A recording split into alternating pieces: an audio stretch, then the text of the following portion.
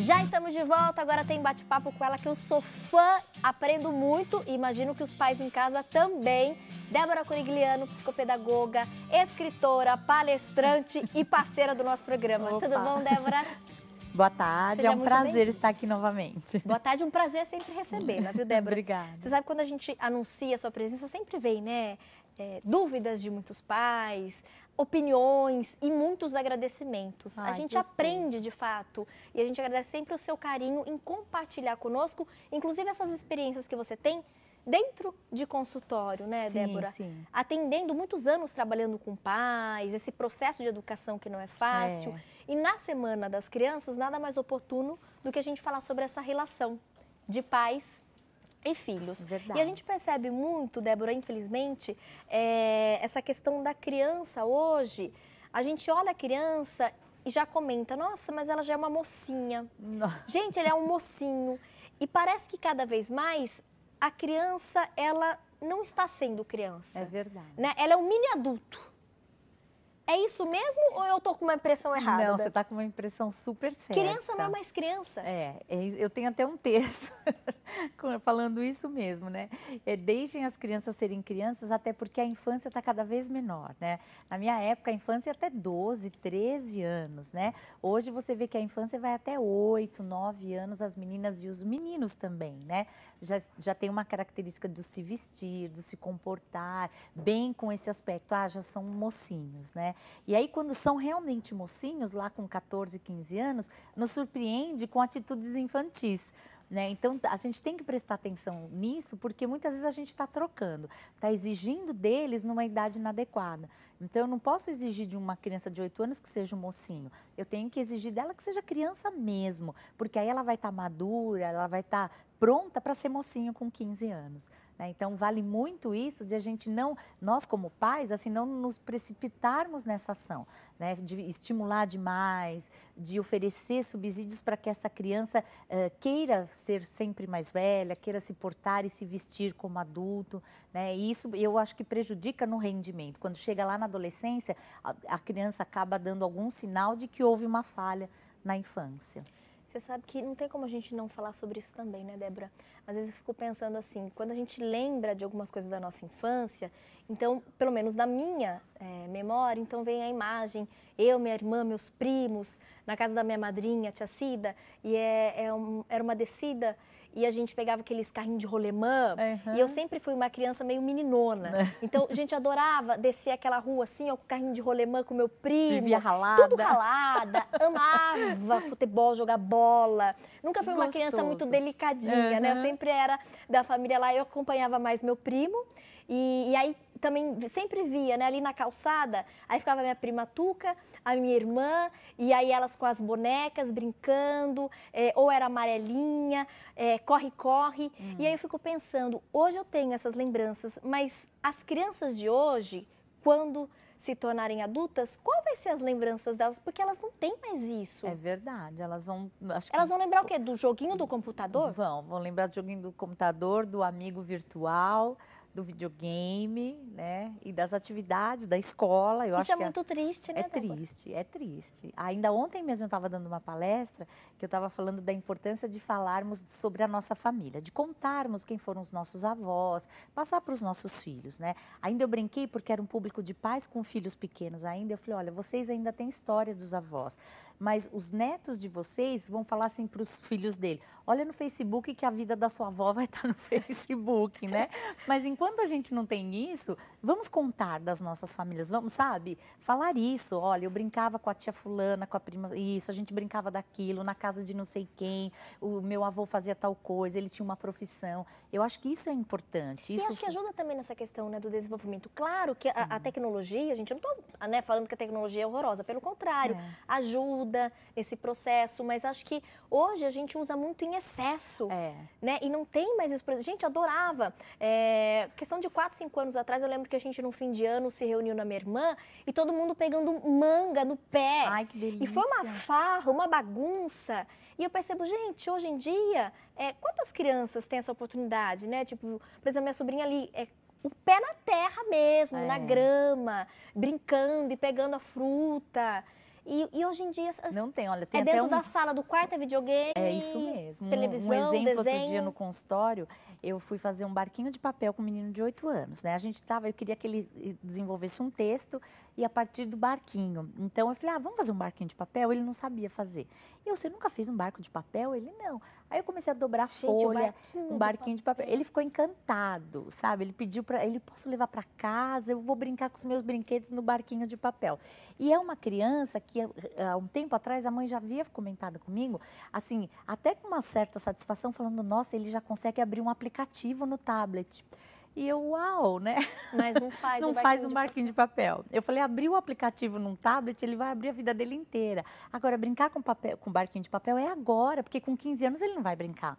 Né? Então, se ele não aproveitar a oportunidade da infância para fazer determinadas coisas, na vida da adolescência ou na vida adulta não faz mais. Apesar que hoje você tem muitos adultos que ainda se remete a essa questão do videogame, você vê muitos adultos, pais, que ficam nessa, sabe? Parece que precisam ainda curtir mais uma infância, aí um buraco, uma lacuna que não foi preenchida na época da infância. Mas eu acho que algumas coisas nós, pais, temos que oferecer para os nossos filhos enquanto crianças, né? E o tablet, o celular, o videogame pode esperar. Porque aí ele vai ter muito tempo pela frente. Agora, o pegar a manga no pé, o carrinho de rolemã, o brincar na terra e na areia, é somente enquanto ele está na infância. E brincando também a criança vai aprender, né, sobre essa questão de limites, possibilidades, tanto desenvolvimento, no caso das crianças menores, né, se conhecer, conhecer o corpo, a questão dos movimentos, depois a própria formação cognitiva. Então, assim, a brincadeira, na verdade, para a criança é fundamental até para formar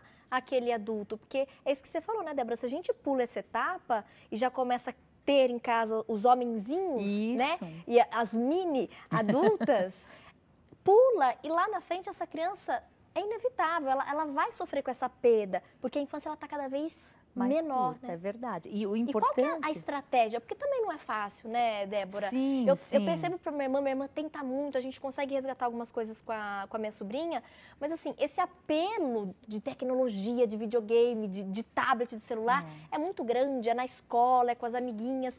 Qual que é a estratégia que os pais podem ter para voltar um pouco, né, essa questão da nossa infância? O primeiro é o fazer junto. É o que eu falo. Quando você faz junto, até uma caixa de papel vira um brinquedo extraordinário. Né? E eu percebo isso muito lá no consultório. Quando estou só eu e a criança, que nem aquele dia o barquinho de papel, ele rendeu tanto, sabe? Deu para escrever um texto sobre a questão do barquinho de papel. Nós usamos da criatividade. Então, quando o adulto faz com a criança, porque o videogame, o tablet, vem para quê? Para ocupar a criança enquanto eu, mãe, pai, estou fazendo outra coisa. Outro dia eu vi de uma mãe, ela falou, não, o restaurante agora é ótimo, eu vou para o restaurante, o tablet resolve. E eu na hora rebati falando, poxa vida, eu acho que ele teria que aprender a conviver no restaurante sem o tablet. Né? Tem que aprender a sentar à mesa, comer, a respeitar as pessoas. Posso até, como criança, andar pelo restaurante, que isso é natural, tal, mas eu não preciso depender de um eletrônico para ser educado. Eu tenho que passar esse valor da educação independente do eletrônico. E hoje eu vejo muitos pais na dependência. Então, qual vamos dizer assim, a dica mais objetiva é faça com o seu filho, brinque com ele, ensine a brincar. Por mais que a brincadeira seja da criança, ela tem que aprender a brincar. Então, vamos montar um quebra-cabeça juntos, vamos montar com blocos lógicos ali junto, vamos pintar juntos, vamos fazer junto, porque aí a criança tem o gosto de fazer. Agora, o brincar sozinho, se ela não aprendeu a brincar com uma pessoa, em primeiro lugar, para depois ir diversificando, brincando sozinha, vai demorar muito. Então, vai ser aquela criança que não vai ter paciência. Ela vai pegar 2 minutos a bonequinha e vai atrás da mãe. Ou vai ficar na frente da televisão, ou no computador. Porque o computador, o que faz? Interage com ela. O eletrônico interage, porque ela está ali jogando, ela está jogando contra o computador, ela está sendo desafiada. Sendo que se ela tem um adulto ou uma criança da mesma idade que ela e um estímulo, ela vai fazer essa interação com essa criança. Então, a ideia realmente é essa. Não oferecer de imediato esses eletrônicos, sabe? Oferecer brinquedos onde a criança possa desenvolver e não assistir somente. Um carrinho que bate e volta sozinho, uma boneca que fala, sabe? Algumas coisas assim. Não, vamos criar, sabe? Vamos pôr história na vida dessa boneca. Ela pode até falar umas frases, mas vamos criar com ela muitas coisas, né? E não aquela Tem um joguinho no computador que você veste a boneca, você corta o cabelo da boneca, você troca a roupa, você troca o sapato, tudo virtual. Não, vamos lá, sabe? Vamos cortar o cabelo da boneca. Quem nunca cortou um cabelo de boneca na vida? Então... Ai, gente, minha avó, tadinha, já tá lá no céu, não faz ideia. Já fui, já passei a tesoura. Então, é coisa de criança, cortei a franja cortar uma vez, a franja, né? Nossa, ficou tudo assim, ó. Cortar o cabelo da boneca. Eu cortava muito o cabelo de boneca. Então, toda criança já cortou. Já cortou o cabelo da boneca. Então, não vamos deixá-la fazendo virtual, sabe? Vamos dar a boneca, deixa ela brincar, vai chegar o dia que ela vai cortar o cabelo da boneca, pintar o rosto da boneca. Débora, qual que é essa diferença da questão do estímulo para sobrecarga? Porque a gente percebe hoje essa necessidade também das crianças, quer fazer uma aulinha de natação, né? Os meninos, um futebol, uma aula de balé, um idioma. Então vai lá, vou fazer aula de inglês, aula de espanhol, etc. Aí a mãe coloca também numa outra atividade. Como eu posso saber que eu estou de fato contribuindo nesse estímulo da criança? E quando eu começo a pecar nesse sentido de sobrecarregar a criança, né? Porque a gente vê crianças, elas têm tarefas da hora agenda que acorda lotada. até a hora que dorme, lotada. Eu fico imaginando, quando nós adultos já temos essa agenda cheia, às vezes dá aquele momento de surto, né? Que a gente precisa dar uma descarregada. Você imagina a criança. É verdade. Mas como o pai consegue balancear? Porque às vezes a gente não...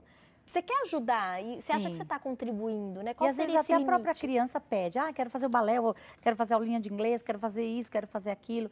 Então, primeiro, é fazer com que a criança se identifique com uma dessas atividades. Eu gosto de música. Então, você vai para um conservatório, vai tocar música e tal. Aí, essa criança pede para fazer uma outra coisa. A gente tem que perceber dentro da dinâmica do horário dessa criança, da hora que ela acorda, da hora que ela vai para a escola, a hora que ela faz as outras atividades, se tem um momento do ócio. Toda criança tem que ter um momento do fazer nada. Esse momento do fazer nada desenvolve muito a criança. O fato de deitar no sofá, ficar brincando com uma bonequinha ou com nada, ela precisa disso. Com barquinho de papel. Com barquinho de papel e pondo a imaginação, acelerando essa imaginação. Então, é importante que ela tenha isso. Então, que ela tenha uma, duas atividades ao longo da tarde, mas que tenha tempo também para fazer a lição de casa, tempo para estudar e tempo para fazer nada, para o lanchinho, para alguma coisa bem mais tranquila. Se a gente percebe que, de repente, essa lição de casa passa a ser feita 10 horas da noite, porque à tarde ela vai para o balé, vai para o inglês, opa, tem alguma coisa errada, porque 10 horas da noite não é hora de criança fazer lição de casa. Né? A lição de casa é para ser feita no período oposto da escola. Meu filho fica o dia inteiro na escola, aí sai da escola às 5h30, ainda já vai para a aula de judô, depois vai para uma aula de não sei o quê. Opa! Sabe, a mesma coisa a gente depois de um dia inteiro de trabalho, você ainda ir para um curso de inglês. Você até vai, mas é cansativo.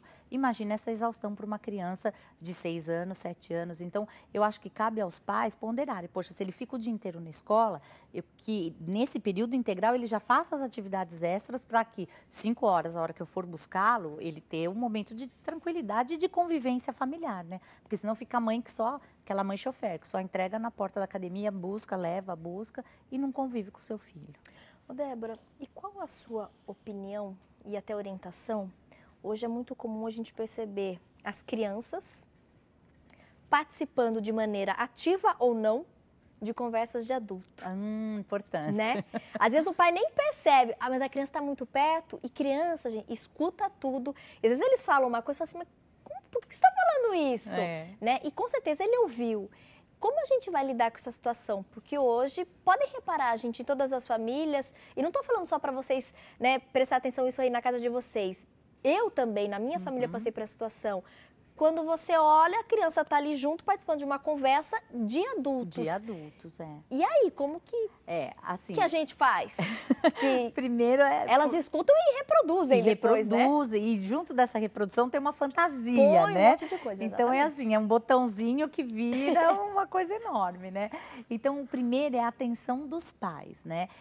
Eu lembro, na época, minha mãe, minhas tias, tudo, elas falavam muito em código, pra gente, criança, não não pegar o que elas estavam falando. Só que aí a gente adquiriu a habilidade de descobrir o código. Então a gente já sabia de quem elas estavam falando, né? E aí a gente até brincava, a gente já sabe que você está falando da fulana, né?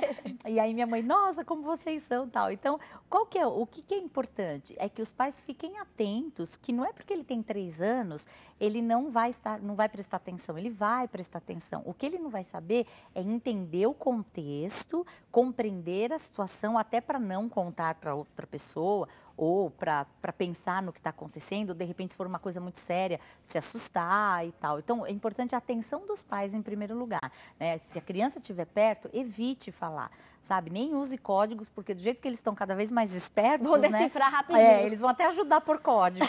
Mãe, quando você falar de tal pessoa, o código é tal. Então, que os pais tenham uma atenção muito especial na hora de conversar sobre determinados assuntos, né? Porque existem assuntos que são só de adultos. São só de adultos. Alguns assuntos tem que pôr a criança na conversa. Coisas, por exemplo, o pai ficou desempregado. Então, realmente, nós vamos ter que mudar a rotina da casa. Nós vamos ter que tomar algumas atitudes. É lógico que, conforme a idade da criança, vamos colocá-la na conversa e explicar a nova situação. Não aterrorizando, não fazendo chantagem emocional, nada disso. A partir de agora, vamos economizar, acontecer algumas coisas, que a criança entenda. Agora, alguns assuntos, realmente, que não é adequado para a criança, não conversem na frente ou próximo à criança. Evitem mesmo, porque tem a questão da criatividade e da fantasia que acaba sempre prejudicando, tanto a criança quanto a conversa em si, né? Já acabou, diretora? Gente, passa muito rápido. Ai, que pena, muito rápido mesmo. Não sei se o assunto tá tão bom, né? Tá rendendo tanto. Cheio de perguntinhas que dá para fazer. Débora, vamos fazer o seguinte, você volta? Volto, com certeza. Muito em breve? Muito em pra breve. Pra gente continuar essa prosa boa? Vamos sim. E obrigada, viu? Eu que agradeço. Por cada dica e orientação, tenho certeza que você ajuda muitos pais, tias sim. e muitos avós também nesse processo de criação, porque não é fácil, né? É eu acho que se torna cada vez mais difícil. Né? São muitos fatores externos que a gente tem que driblar e quando a gente consegue aumentar esse período de infância, né? Por mínimo que seja, aumentando um pouquinho, com certeza essa criança vai ganhar muito. Vai ganhar muito mesmo, é verdade. E conversando, né, sobre isso, a gente se ajuda e ajuda as mães que precisam da orientação, né? Obrigada, viu? Imagina, eu que agradeço. Só quero mandar um beijo a todos os professores, que amanhã é dia dos professores. Bem lembrado. Então, eu quero aproveitar do meu coração, desejar um feliz dia dos professores, um feliz ano para os professores, né? Muita saúde e paciência. Beijo para todos os professores, especialmente para minha irmã, que é professora. Ai, tá vendo? Amanhã é o dia dela. Orgulho de você, viu? Obrigada, Débora. Obrigada. Beijo, bom restinho de semana. Obrigada. Gente, vou para mais um intervalo rapidíssimo e no próximo bloco a gente volta junto da artesã Priscila Miller, trazendo um pet appliqué com pintura sensacional para você decorar e presentear agora no final do ano. Até daqui a pouco.